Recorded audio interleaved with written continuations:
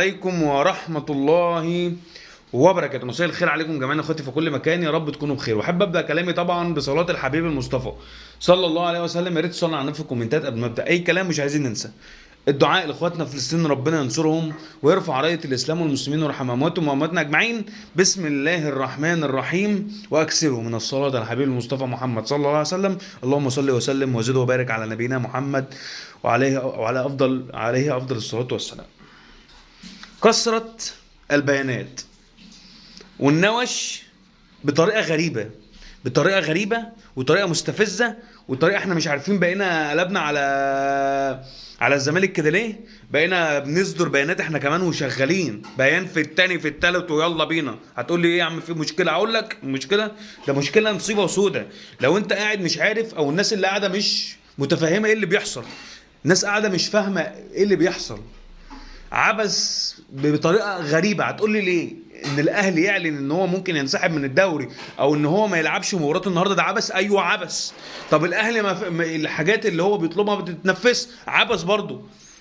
لما تيجي تطلب انت حاجات وتطلب بحقوقك او تطلب ان انت مش هتلعب المباراه في يوم المباراه نفسه، يبقى ده عبث. لما بتعمل نفس اللي بيعمله نادي الزمالك لما بيلاقي نفسه هيتحط في نوش او يلاقي نفسه اتحط في حته معينه كده، وقوم جاي يقول لك لا انا مش لاعب وهنسحب من الدوري، فده عبث.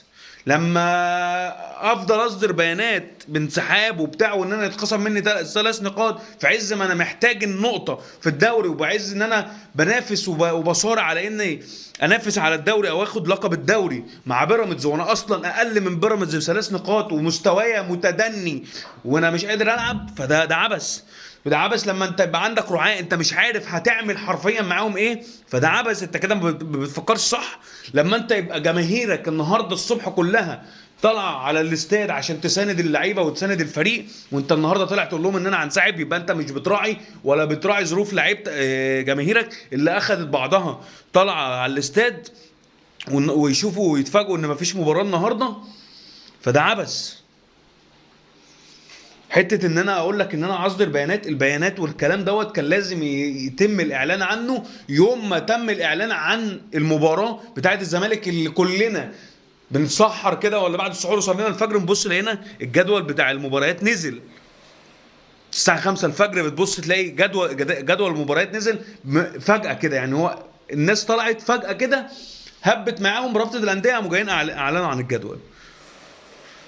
فده من ساعتها كان المفروض والمطلوب منك انك تنزل بيانات بقى وتقول ان انا عايز اعمل وعايز اسوي وان انا تحكيم اجنبي، ولو ما حصلش انا هنسحب من الدوري. كان ساعتها هنقول لك حقك يابا، والحق حق على المجتمع، وساعتها كلنا كنا هنمشي وراك.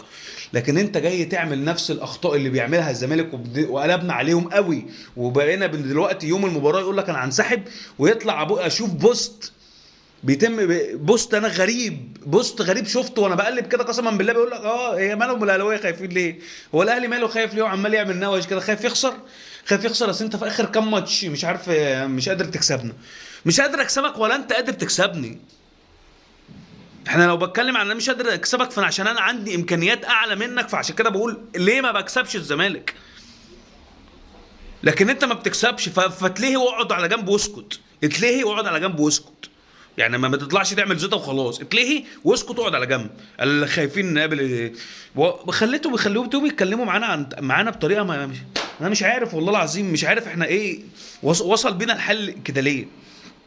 يعني احنا وصل بينا الحل كده ليه احنا عمالين بقينا دلوقتي بنصدروا بيانات وخلاص؟